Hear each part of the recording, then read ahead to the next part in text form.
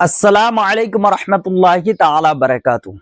আপনি কি কখনো একা বসে ভেবেছেন আমার এত গুনাহ, এত ভুল, এত অবহেলার পরেও আল্লাহ তাআলা কি আমাকে ক্ষমা করবেন?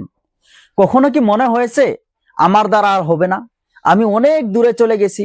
যদি এমনটা ভেবে থাকেন তাহলে আজকের এই কথাগুলো আপনার জন্যই। একটু শান্ত হয়ে শুনে নিন, কারণ আজকের এই আলোচনাতে আপনার সব প্রশ্নের উত্তর পেয়ে যাবেন ইনশাআল্লাহ তাআলা। আর ভিডিওর শেষে তওবার শর্তগুলো বলবো, তাই ভিডিওটি শেষ পর্যন্ত দেখে নেবেন। আল্লাহ তাআলা কোরআন শরীফের ভিতর বলেন, ওয়াতুবু ইলাল্লাহি জামিআ আইয়ুহাল মুমিনুনা লাআল্লাকুম তুফলিহুন। তোমরা সবাই আল্লাহ তাআলার দিকে ফিরে আসো হে মুমিনগণ, যাতে তোমরা সফল হতে পারো। এই ডাক শুধু ভালো মানুষের জন্য না, এই ডাক গুনাহগারদের জন্য, এই ডাক আমার জন্য, আপনার জন্য। আমরা মানুষ ভুল করব, এটাই স্বাভাবিক, কিন্তু ভুল করার পর মেনে নেওয়াটাই প্রকৃত মুমিনের পরিচয়। যেমন নবী করিম সাল্লাল্লাহু তাআলা আলাইহি ওয়াসাল্লাম বলেছেন, কুল্লু ইবনা আদমা খাত্তাউন ওয়া খায়রুল খাত্তাইন আত-তাওয়াবুন। প্রত্যেক আদম সন্তানই গুনাহগার, আর সবচেয়ে উত্তম গুনাহগার তারা যারা বেশি বেশি তওবা করে। তাই আমাদের উচিত যেন আমরা বেশি বেশি তওবা করি এবং আল্লাহ তাআলার উপর ভরসা রাখি যে নিশ্চয় আল্লাহ তাআলা আমাদেরকে মাফ করে দিবেন। আল্লাহ মহান, আল্লাহ তাআলার ক্ষমতার কোনো শেষ নেই। যদি আল্লাহ তাআলা চাইতেন তাহলে তিনি এমন এক জাতি সৃষ্টি করতেন যারা কখনোই গুনাহ করত না, কিন্তু তিনি তা করেননি, বরং আমাদেরকে সৃষ্টি করেছেন। নবী করিম সাল্লাল্লাহু তাআলা আলাইহি ওয়াসাল্লাম বলেছেন, ওয়াল্লাযী নাফসি বিয়াদিহি লাউ লাম তুযনিবু লাযাহাবাল্লাহু বিকুম ওয়ালা জাআ বিকাউমিন ইযনিবুনা ফায়াস্তাগফিরুল্লাহ ফায়াগফিরু লাহুম। যদি তোমরা গুনাহ না করতে তাহলে আল্লাহ তাআলা তোমাদের সরিয়ে দিতেন এবং এমন এক জাতি আনতেন যারা গুনাহ করত তারপর ক্ষমা চাইতো, আর আল্লাহ তাআলা তাদেরকে ক্ষমা করে দিতেন। এটা আমাদের জন্য কত বড় কথা যে আমরা গুনাহ করার পরেও আল্লাহ তাআলার কাছে ফিরে আসতে পারি এবং তিনি আমাদেরকে ক্ষমা করতে ভালোবাসেন। নবী করিম সাল্লাল্লাহু তাআলা আলাইহি ওয়াসাল্লাম বলেছেন, ইন্নাল্লাহা ইয়াবসুতু ইয়াদাহু বিল-লাইল লিয়াতুবা মুসিউন নাহার ওয়া ইয়াবসুতু ইয়াদাহু বিন-নাহার লিয়াতুবা মুসিউল লাইল। আল্লাহ তাআলা রাতে তার কুদরতি রহমতের হাত বাড়িয়ে দেন যেন দিনের গুনাহগার তওবা করতে পারে, আর দিনে কুদরতি রহমতের হাত বাড়িয়ে দেন যেন রাতের গুনাহগার তওবা করতে পারে। কিন্তু মনে রাখবেন, এমন এক সময় আসবে যে সময় এই তওবার দরজা বন্ধ হয়ে যাবে এবং মানুষের তওবা কবুল হবে না। আর সেই সময়টি হলো যখন সূর্য পশ্চিম দিক থেকে উদয় হবে, অথবা যখন আপনার মৃত্যুর সময় এসে যাবে। তার আগে যত বড়ই গুনাহ হোক না কেন, দরজা খোলা আছে। আপনার গুনাহ যদি আকাশ পর্যন্ত পৌঁছে যায়, তারপরেও যদি আপনি সত্যিকারের তওবা করেন, ইনশাআল্লাহ তাআলা আল্লাহ তাআলা আপনাকে ক্ষমা করে দেবেন। নবী করিম সাল্লাল্লাহু তাআলা আলাইহি ওয়াসাল্লাম বলেছেন, লাউ আখতাতুম হাত্তা তাবলুগা খাতায়াকুমুস সামা সুম্মা তুবতুম লাতাবাল্লাহু আলাইকুম।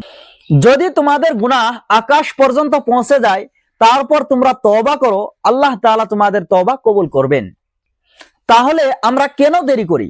কারণ একটাই, আমরা ভাবি পরে করব, কাল থেকে শুরু করব, বয়স হলে করব, কিন্তু আমরা কি জানি আমরা কতদিন বাঁচবো? নবী করিম সাল্লাল্লাহু তাআলা আলাইহি ওয়াসাল্লাম বলেছেন, ইন্নাল্লাহা ইয়াকবালু তাওবাতাল আবদ মা লাম ইউগারগির। আল্লাহ তাআলা বান্দার তওবা কবুল করেন যতক্ষণ না মৃত্যুর সময় গলায় প্রাণ এসে পৌঁছে। অর্থাৎ শেষ মুহূর্তের আগ পর্যন্ত সুযোগ আছে, কিন্তু যখন সেই শেষ সময় চলে আসবে তখন আর কোনো সুযোগ থাকবে না। তাই একটু নিজের দিকে তাকান। কত নামাজ ছেড়ে দিয়েছেন, কত হারাম জিনিসে জড়িয়ে পড়েছেন, কতবার আল্লাহ তাআলাকে ভুলে গিয়েছেন, তবু আপনি এখনো বেঁচে আছেন। কেন? কারণ আল্লাহ তাআলা আপনাকে সময় দিচ্ছেন ফিরে আসার জন্য। এটা আপনার বড় সৌভাগ্য। নবী করিম সাল্লাল্লাহু তাআলা আলাইহি ওয়াসাল্লাম বলেছেন, মিন সাআদাতিল মারই আন ইউতালা উমরুহু ওয়া ইরযাকুল। মানুষের একটি সৌভাগ্য হলো তার জীবন দীর্ঘ হওয়া এবং তওবার তৌফিক পাওয়া। সুবহানাল্লাহ। আপনি যদি আজ তওবা করতে পারেন তাহলে আপনি সত্যিই সৌভাগ্যবান। তাই দেরি না করে এখনই তওবা করে ফেলুন। আর তওবা শুধু মুখে আস্তাগফিরুল্লাহ বলার নাম নয়, বরং এর কিছু শর্ত আছে যা পূরণ হলে তওবা সত্যিকার অর্থে কবুল হয়। যেমন নাম্বার 1, অন্তরে গভীর অনুতাপ থাকা। নবী করিম সাল্লাল্লাহু তাআলা আলাইহি ওয়াসাল্লাম বলেছেন, আন-নাদামু তাওবাহ, অর্থাৎ অনুতাপই হলো তওবা। এর দ্বারা বোঝা যায় শুধু মুখে বলা নয়, বরং অন্তর থেকে সেই গুনাহের জন্য দুঃখিত এবং লজ্জিত হতে হবে। নাম্বার 2, গুনাহ থেকে সম্পূর্ণ বিরত হওয়া, অর্থাৎ যে গুনাহের জন্য তওবা করা হচ্ছে সেটাকে সাথে সাথে ছেড়ে দিতে হবে। নাম্বার 3, ভবিষ্যতে আর সেই গুনাহ না করার দৃঢ় সংকল্প করা, অর্থাৎ মনে দৃঢ় প্রতিজ্ঞা থাকতে হবে যে আমি আর কখনো এই গুনাহে ফিরে যাব না। নাম্বার 4, যদি গুনাহটি বান্দার হকের সাথে সম্পর্কিত হয় তাহলে সেই হক আদায় করা বা ক্ষমা চাওয়া, যেমন কারো সম্পদ নিয়ে থাকলে তা ফিরিয়ে দিতে হবে। নাম্বার 5, সময়ের মধ্যে তওবা করা, অর্থাৎ মৃত্যু আসার আগে তওবা করতে হবে, কারণ মৃত্যুর সময় এসে গেলে তওবা কবুল হয় না, যেমন আমি আগেই বয়ান করেছি। আর তওবার দরজা বন্ধ হওয়ার আগে, অর্থাৎ পশ্চিম থেকে সূর্য উদয় হওয়ার আগে তওবা করতে হবে। অনেক সময় আমরা ভাবি আমি তো এত গুনাহ করেছি, আমার তওবা কি কবুল হবে? এই চিন্তাটা শয়তানের ধোঁকা, যেন আপনি আর আল্লাহ তাআলার দিকে ফিরে না আসেন।